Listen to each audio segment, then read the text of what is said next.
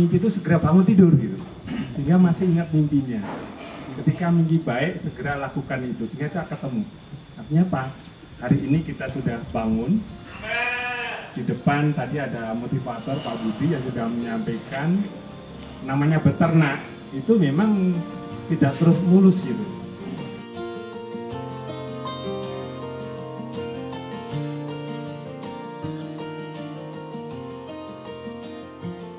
Dan itu semua memang tantangan peternakan rakyat itu memang tidak mudah.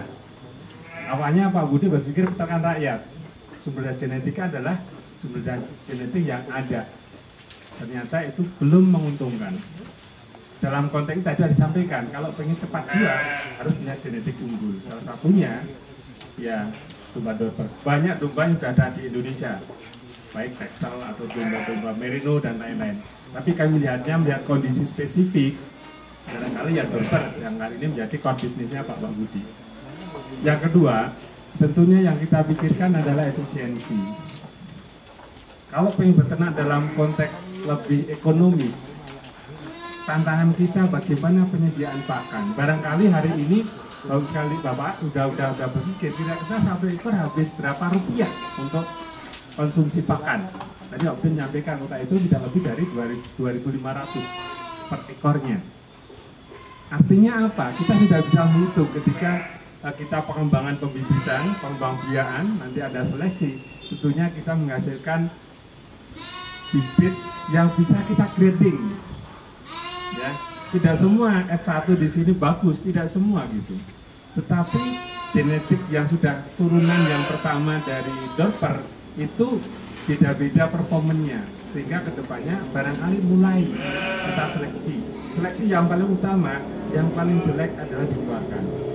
Yang paling baik, kalau bisnis yang paling baik itu dikloni, dimuliakan. Karena konsep itu yang kedepannya harus kita pikirkan. Nah, Pak sudah memulai, Aida sudah memulai. Walaupun generasi F1, tapi F1 yang ada di kandang ini adalah nanti kedepannya menghasilkan generasi dorper di Indonesia, dorper di Gunung Kidul. Yang itu pasti produksinya sudah sampaikan. Oh ternyata 3 bulan sudah bisa sampai 20 kilo. Yang kalau domba lokal kita barangkali 3 bulan masih 10 kilo. Yang kita pikirkan ke depan bukan konteksnya nanti kapan kita mau Idul Adha atau untuk kegiatan-kegiatan sifatnya ritual untuk akikah, tetapi kita pengen setiap hari pengennya makan sate, kita pengennya makan daging berbasis dari daging domba.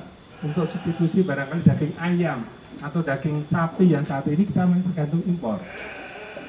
Tetapi kecepatan misalkan daging dibandingkan kambing sama domba lebih cepat domba. Ya karena itu yang perlu disiapkan yang pertama itu punya lahan tidak Pak.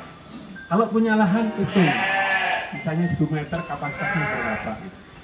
Investasi pertama kalau Pak Budi dulu langsung ke bibit, beli domba lokal. Sebaiknya Pak Budi segera tanam rumput dulu sebelum nanti domba yang utama itu datang.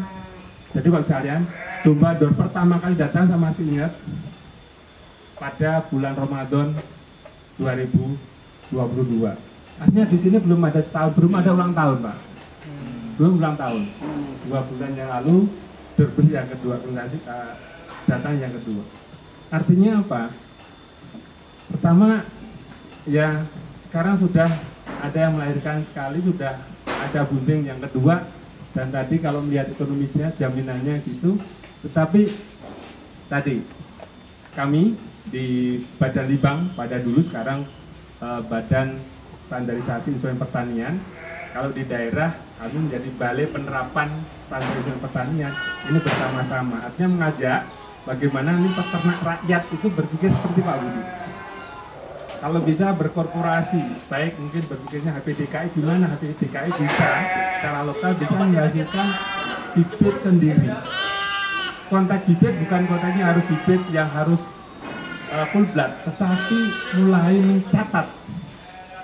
Ini keturunan induk yang dulu induknya punya keibuan, bapaknya pertumbuhannya cepat, sehingga ini mulai dicatat. Kalau bukan kita, saya kira nggak mungkin. Artinya apa?